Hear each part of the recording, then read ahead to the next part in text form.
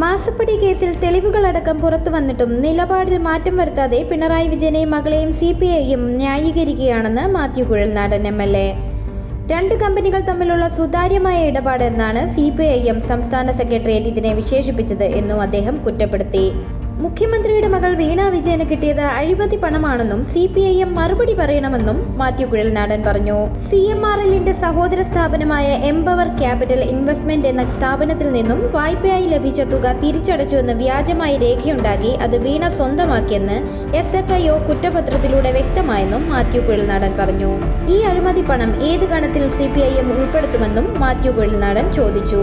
മാസപ്പടി ആരോപണം ഉയർന്നതു മുതൽ CPIM അതിനെ ന്യായീകരിക്കുകയാണ്. വായ്പയായി ലഭിച്ച തുക വകമാറ്റിയതിനെക്കുറിച്ച് CPIM നേതൃത്വത്തിന് എന്താണ് പറയാനുള്ളതെന്നും മാത്യു കുഴൽനാടൻ ചോദിച്ചു. SFIO കുറ്റപത്രത്തിൽ വീണ വിജയൻ ക്രമക്കേട് കാട്ടിയെന്ന് പറയുന്നുണ്ട്. എംപവർ ക്യാപിറ്റൽ ഇൻവെസ്റ്റ്മെന്റിൽ നിന്നും വീണയ്ക്ക് പണം നൽകിയെന്ന് കടലാസിൽ കുറിക്കുകയും പിന്നീട് അത് തിരികെ നൽകിയെന്ന് കടലാസ് രേഖയുണ്ടാക്കുകയും ചെയ്തു. എന്നാൽ അങ്ങനെയൊരു പണം നൽകിയതല്ലാതെ തിരികെ നൽകിയില്ലെന്ന് SFIO കണ്ടെത്തി. ഈ ഇടപാട് ഏത് കരാറിന്റെ അടിസ്ഥാനത്തിലാണെന്ന് പറയാനുള്ള ബാധ്യത CPMനുണ്ട്. ചുരുങ്ങിയ പക്ഷം അത് അഴിമതി പണമാണെന്ന് CPIM അംഗീകരിക്കേണ്ടി വരുമെന്നും മാത്യു കുഴൽനാടൻ പറഞ്ഞു. അതേസമയം മാസപ്പടി കേസിൽ SFIO കുറ്റപത്രത്തിലെ കൂടുതൽ വിവരങ്ങൾ പുറത്തുവന്നതിന് പിന്നാലെയാണ് പ്രതികരണം.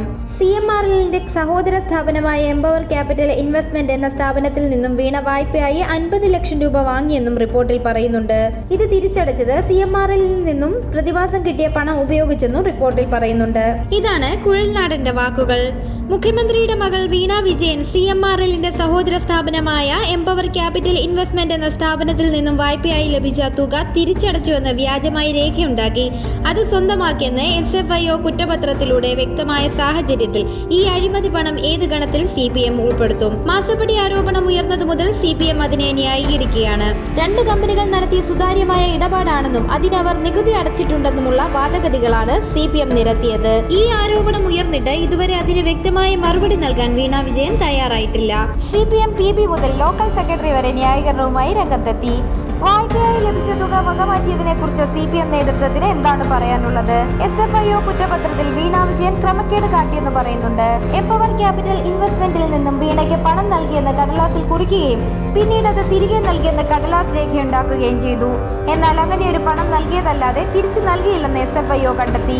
ഈ ഇടപാട് ഏത് കരാറിന്റെ അടിസ്ഥാനത്തിലാണെന്ന് പറയാനുള്ള ബാധ്യത CPMനുണ്ട്. ചുരുങ്ങിയ പക്ഷം അത് അഴിമതി പണമാണെന്ന് CPM അംഗീകരിക്കേണ്ടിയെങ്കിലും വരും. SFIO കുറ്റപത്ര പ്രകാരം CMRL കമ്പനിയിൽ നിന്ന് കോടിക്കണക്കിന് അനധികൃത കള്ളപ്പണം വെളുപ്പിക്കുന്നതിന് അക്കൗണ്ടിൽ വാങ്ങി അത് ഉപയോഗിച്ചുകൊണ്ടിരിക്കുകയാണ് മുഖ്യമന്ത്രിയുടെ മകൾ വീണ വിജയൻ. തുക തിരിച്ചടച്ചെന്ന് കടലാസ് രേഖയുണ്ടാക്കിയത് ബോധ്യമായ സാഹചര്യത്തിൽ വീണ വിജയന് ലഭിച്ചത് അഴിമതി പണമാണെന്ന കാര്യം ഈ ഘട്ടത്തിലെങ്കിലും CPM അംഗീകരിക്കുമോ എന്നും മാത്യു കുഴൽനാടൻ ചോദിച്ചു.